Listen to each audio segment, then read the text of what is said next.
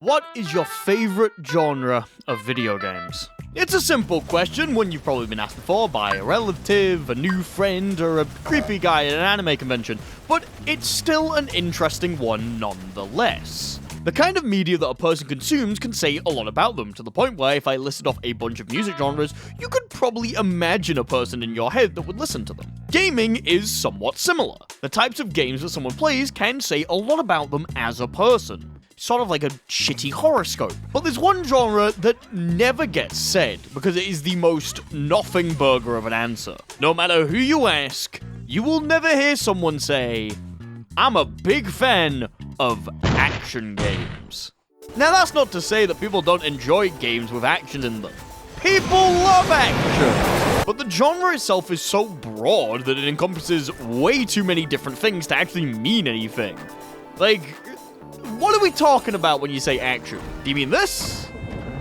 Or this? Maybe this? I really hope you don't mean this. The genre of action covers so many different kinds of games. It's like saying that you enjoy a movie where things happen. Yeah, it can remove some things out of the pool of discussion, but at that point, it would be easier to say the things that you don't like.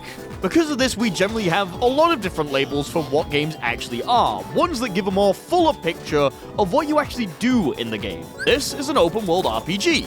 This is a hack and slash roguelike. This is a fighting game. That's Spider-Man. All of these give a much fuller picture of what the games actually do and what you do while playing them, despite all of them still being action games. Yet despite that, sometimes I get a weird look when I say what my favorite genre of video games are. And it's entirely because the word action is in the title. When people ask me what my favorite genre is, I always say, without a doubt, character action games.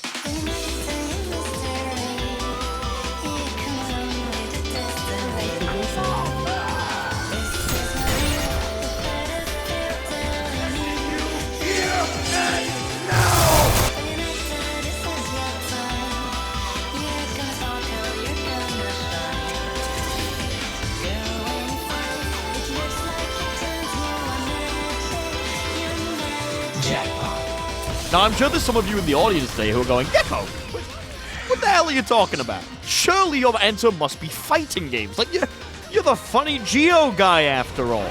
And to those people, I hope you're ready to relive the childhood experience of realizing the teachers don't live at the school. Character action games are a subgenre of hack and slash games. Kinda. They're 3D, mostly, games that focus around melee combat, mostly, with an emphasis on player expression and creativity. You're essentially given a bunch of tools by the developer and told to go nuts and have fun before they put you in the Dick Crusher 9000. Hey, Angelo. Fire! The games are designed in such a way where you're encouraged to be stylish when dispatching rooms full of enemies. You can act stylish by switching between the large amount of tools at your disposal to string together unique combos and find unique answers to the room. The likelihood is you are the most powerful thing in that room, most of the time. Other typical action games tend to distribute the strength more evenly, or unevenly, depending on the franchise that we're talking about. But in character action games, the character that you play is essentially a god amongst men who has come down to beat the shit out of everything it sees. And those are basically the only requirements. It's weird, because you can say this, and then people will bring up games that don't actually fit into the genre.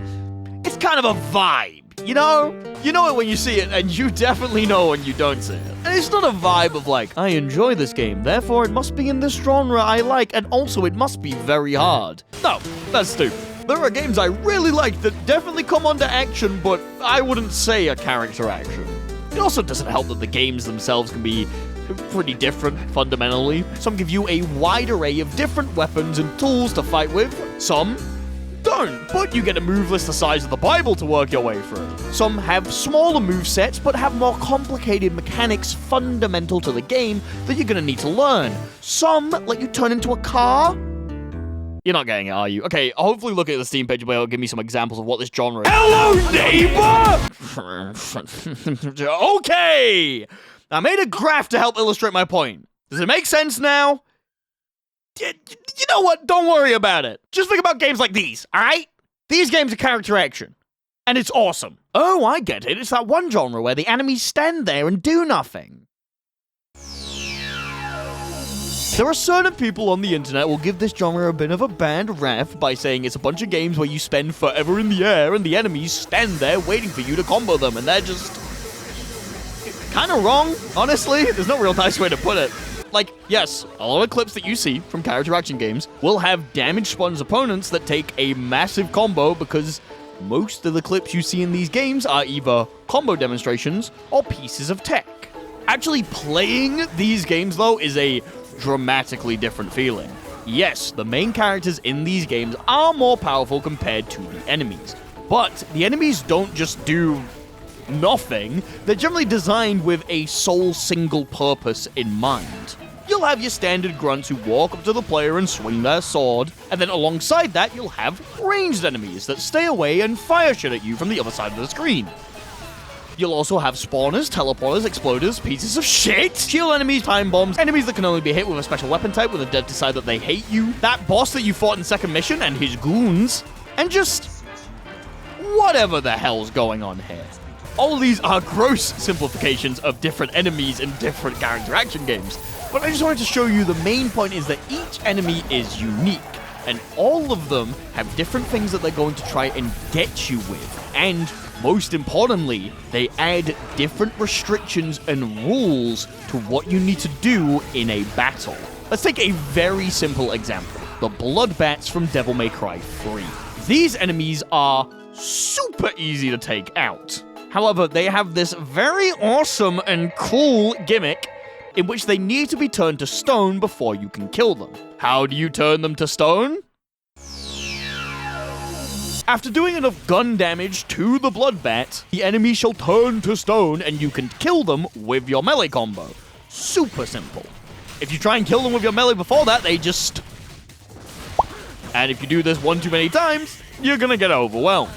This now adds a restriction onto any fight with them in it, being, make sure this thing has been turned to stone before swinging near it. Now imagine we put this in a room with an enemy where if you shoot it with a gun, you blow up. This is part of the reason that character action games are so fun.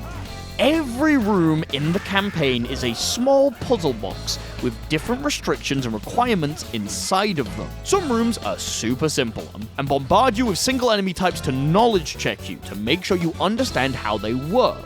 Some rooms are wider and have multiple enemies with different attack types, forcing you to think of the most optimal way to take out the entire room.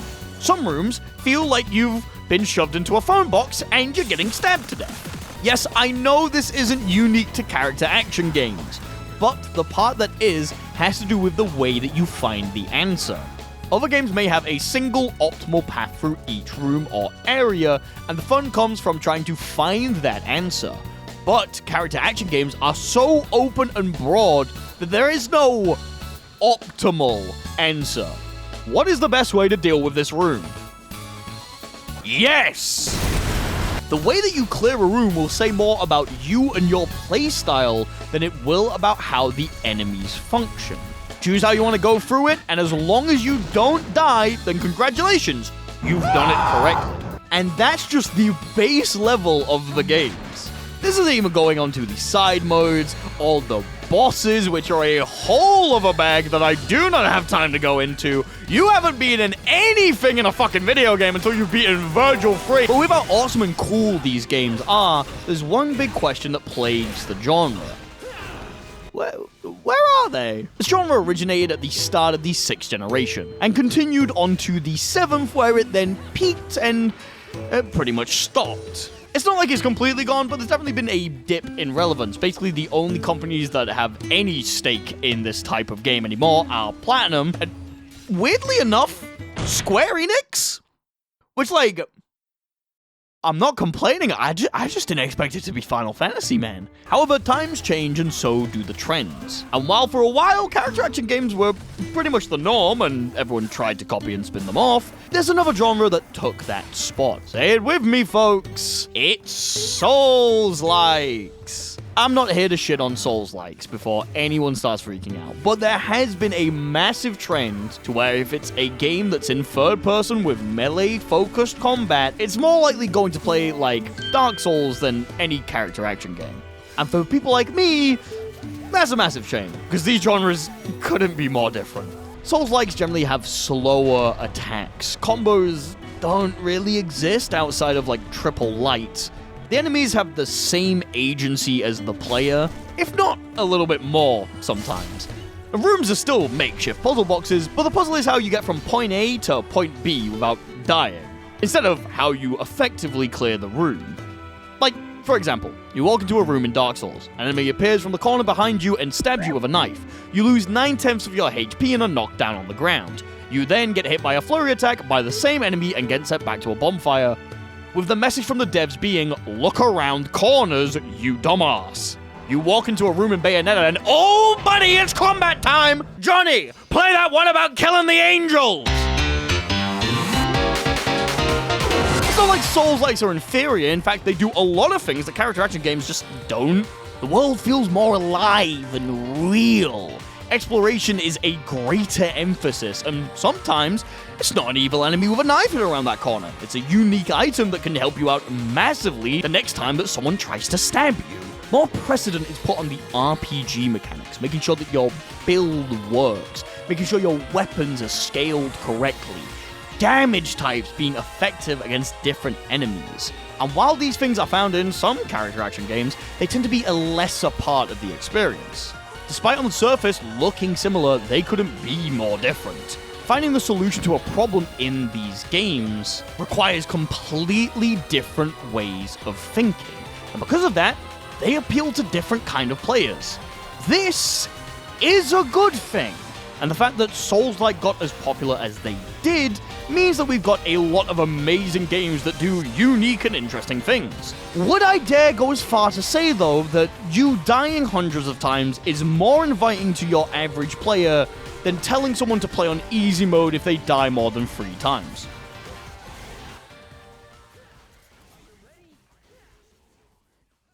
As trends change, the average experience of media changes with it. Character action games didn't disappear, they just slowed down a little bit, morphed into different shapes, and expanded outwards. It's much more common to see character action games being independently made by fans of older games, or have smaller studios taking swings at the genre. Honestly, most of the times they do this, they actually succeed as well. Well, until the video game industry happens to them, but ignore that part. Being a fan of the bigger franchises can sometimes feel like a humiliation ritual, but as a fan of the genre, there is so many amazing games to experience, new and old. Anytime I get my grubby hands on a game I haven't played before, I get absolutely lost in it. The style, the vibes of these games are absolutely immaculate. They are filled with characters who are above and beyond the rest of the things in their worlds, and they absolutely love it. They offer extremely technical challenges to those willing to put time and effort into learning the games. But even if you don't want to dive deep into the mechanics and get really into the weeds of how the game works, you can enjoy an amazing experience. One which makes you feel like an absolute badass and gives you an amazing goal to be inspired by. Cutscene Dante isn't just a way to make the character look awesome, it is something that you aspire to be. And when you finally reach that peak, when you finally get good at these games, after putting hours and hours into getting beaten by the same boss, it feels absolutely amazing. There is nothing quite like it. And God, it's so fun. Yes! No! And that's the end of my script. Thank you all for watching. I decided to make this because I saw people being really mean to someone doing cool combos in Final Fantasy 16 on Twitter.com. You know, sometimes I really question why this is my job. If you like the video, make sure like, subscribe, and do all that good YouTube stuff. I have a Patreon in the description as well, but I'm really bad at using it, so you could go and sign up to it if you want. If more people sign up to it, who knows? Maybe I'll actually start using it properly. I also have plans for more character action stuff. I have a DMC retrospective I've been working on for a month and a bit now.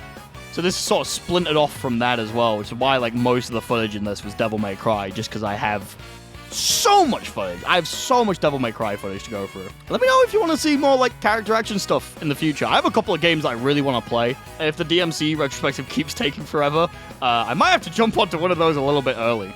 Right now on the docket is like God Hand, which I've never played, ever. But I've heard is really good. I've heard is like insanely good. And Assault Spy, I think that's the name of it. It's like an indie character action that came out a bit ago, honestly. It came out a while ago. I've heard it's really good. I've been told it's very, very fun. So yeah, thank you all for watching. I hope you all enjoyed, and hopefully I'll see you all next time. Bye-bye!